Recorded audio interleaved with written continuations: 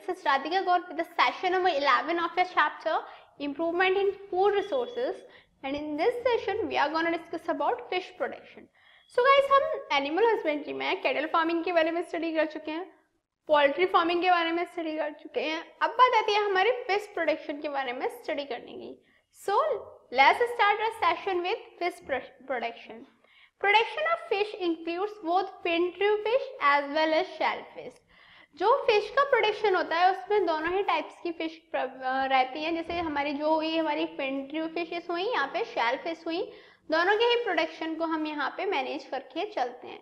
It is a cheap source of animal protein for our food. Simple है, जो fish है उसकी जो नॉर्मली फिश है वो एक चीपेस्ट सोर्स मानी गई है एनिमल प्रोटीन की फॉर आवर फूड. हमारे फूड के लिए यदि हम एनिमल प्रोटीन चाहते हैं तो फिश का जो है वो एक काफी चीप सोर्स है. Clear?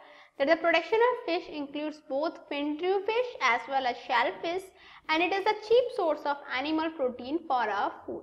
The two ways for obtaining fish are capture fishing and culture fishery. यहाँ पे दो वेज है कैप्चर फिशिंग के, जो फिश हैं उनको ऑब्टेन करने के दो वेज हैं. सबसे फर्स्ट वे है हमारा कैप्चर फिशिंग और सेकेंड है हमारा cultural fishery. Clear? Capture fishing में क्या होता है? It is a method of obtaining fish from natural resources. Clear? Capture fishing में जो हम फिश हैं उसे नेचुरल रिसोर्सेज से ऑब्टेन करते हैं. Clear?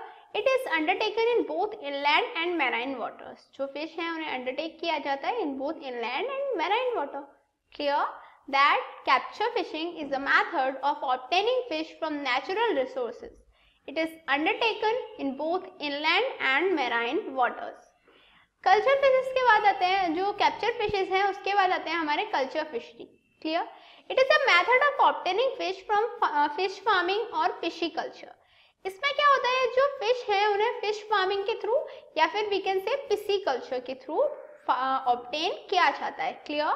That in culture fishery we have to obtain the fish from fish farming और by fishy culture. It is undertaken mostly inland and near sea shores. ये कहाँ पे होता है? ज्यादातर इनलैंड्स में होता है या फिर सी शोर्स के आसपास रहता है. Clear? That culture fishery is a method of obtaining fish from fish farming और we can say from fishy culture and it is undertaken mostly inland and near sea shores. अब बात आती है मैराइन फिशरीज क्या है. Popular marine fishes are pomfret, mackerel, tuna and Bombay duck. Marine fishes में जो marine fishes हैं उनमें पॉपुलर मैराइन फिश में पॉम्फ्रेट आता है, मैक्रेल आती है, ट्यूना आती है एंड बॉम्बे डक आती है. Clear? One of the major technique used for catching marine fish includes the use of fishing nets from fishing boats. जो भी हमारी मैराइन फिशेस हैं उनको कैच करने के लिए एक मेजर टेक्निक हम यूज करते हैं. उसमें क्या यूज करते हैं? जो फिशिंग नेट्स हैं उनका यूज करते हैं हम फिशिंग बोट से, और जो मैराइन फिश हैं उनको हम कैच कर लेते हैं. Clear? That one of the major technique used for catching marine fish includes the use of fishing nets from fishing boats. High economic value marine fishes are. कुछ मैराइन फिशेस जो है उनकी हाई इकोनॉमिक वैल्यू होती है, और जो high economic value fishes हैं वो हैं फिन फिशेस में म्यूलेट्स, भेटकी and peer spots.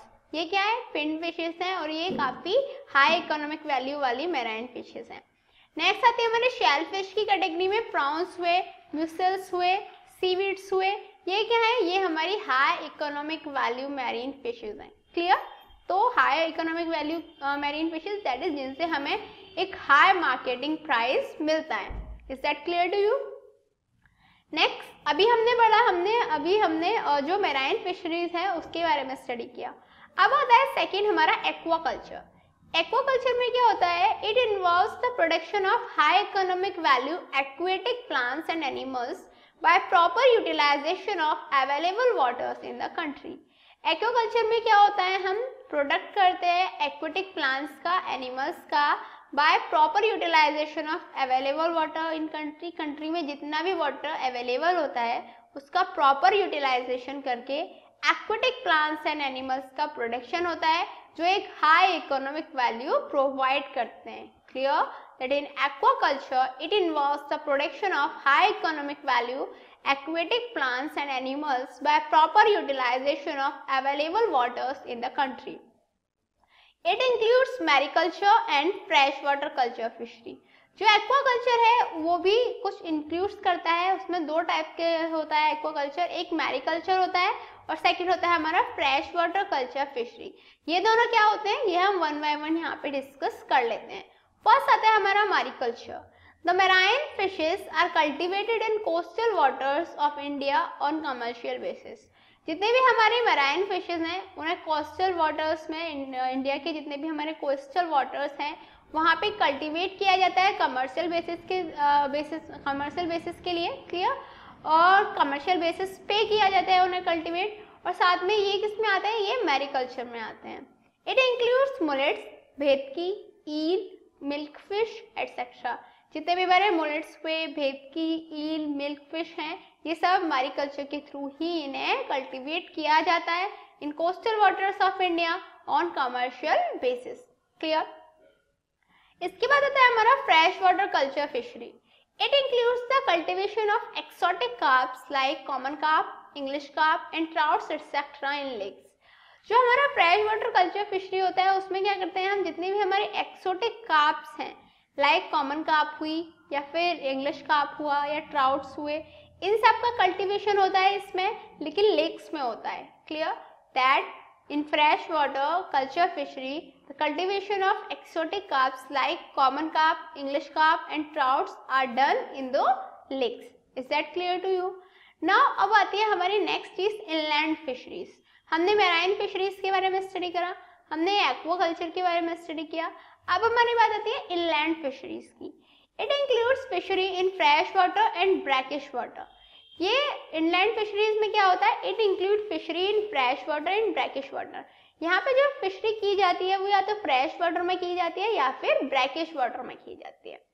Fresh water resources includes canals, ponds, reservoirs and rivers. जो फ्रेश वाटर रिसोर्सेज होते हैं उनमें कैनाल्स रहते हैं, पॉन्ड्स रहते हैं, रिजर्वोयर्स रहते हैं एंड रिवर्स रहते हैं। Clear that fresh water resources includes canals, ponds, reservoirs and the rivers. जबकि जो ब्रैकिश वाटर रिसोर्सेज होते हैं where sea water and fresh water mix together such as estuaries and lagoons are two most important fish reservoirs. Brackish water resource वो होते हैं जहाँ पे sea water और फ्रेश वाटर दोनों एक दूसरे के साथ मिक्स हो जाते हैं, जैसे हमारा एस्चुअरीज हुआ, लैगून्स हुआ, they are also important fish reservoirs. ये जो है काफी इम्पोर्टेंट फिश रिजर्वोयर्स हैं। Clear that brackish water resources where sea water and fresh water mix together such as estuaries and lagoons are also important fish reservoirs. Clear?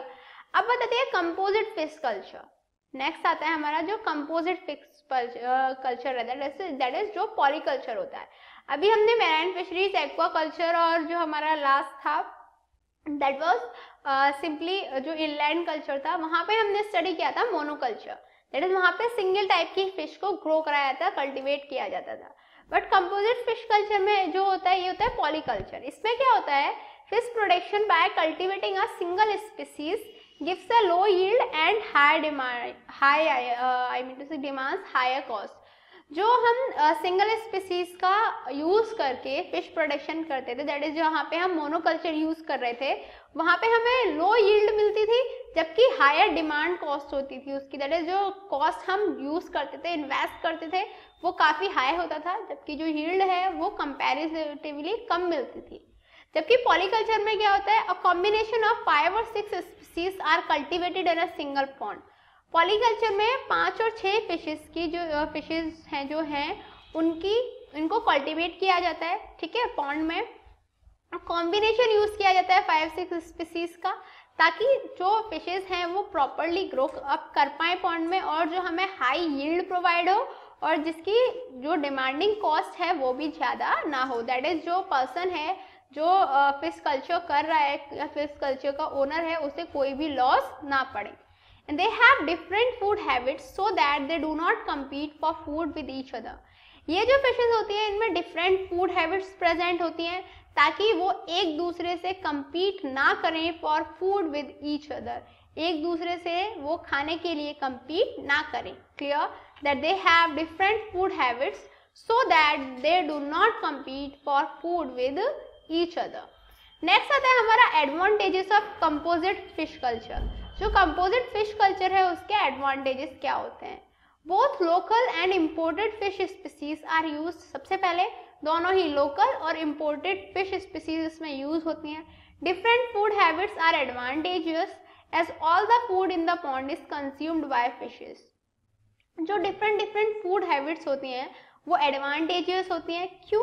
क्योंकि जितने भी हमारे food हैं पॉन्ड में अवेलेबल वो कंज्यूम कर लिए जाते हैं by the fishes. Clear the different food habits are advantageous as all the food in the pond is consumed by the fishes. Fish yield from pond is high. Pond में जो fish yield होता है वो भी high रहता है. Clear समझ में आ गया that both local and imported fish species are used. Second, different food habits are advantageous so as all the food in the pond is consumed by fishes, fish yield from pond is high. Disadvantage क्या होता है? Disadvantage of composite fish culture as many of the fish breed only during monsoon. काफ़ी सारी fish ऐसी होती हैं जो सिर्फ और सिर्फ मानसून के दौरान ही ग्रो करती हैं.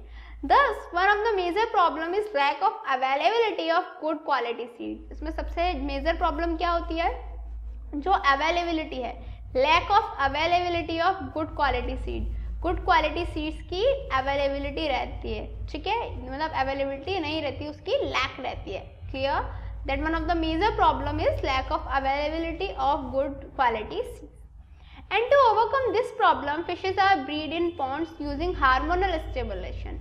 इसी प्रॉब्लम को ओवरकम करने के लिए हम क्या करते हैं? जो फिशेज हैं उन्हें पॉन्ड्स में ब्रीड करते हैं using hormonal stimulation. Hormonal stimulation का यूज करके हम फिशेस को पॉन्ड्स में ब्रीड कराते हैं, which thereby ensure the supply of pure fish seed in desired quantities.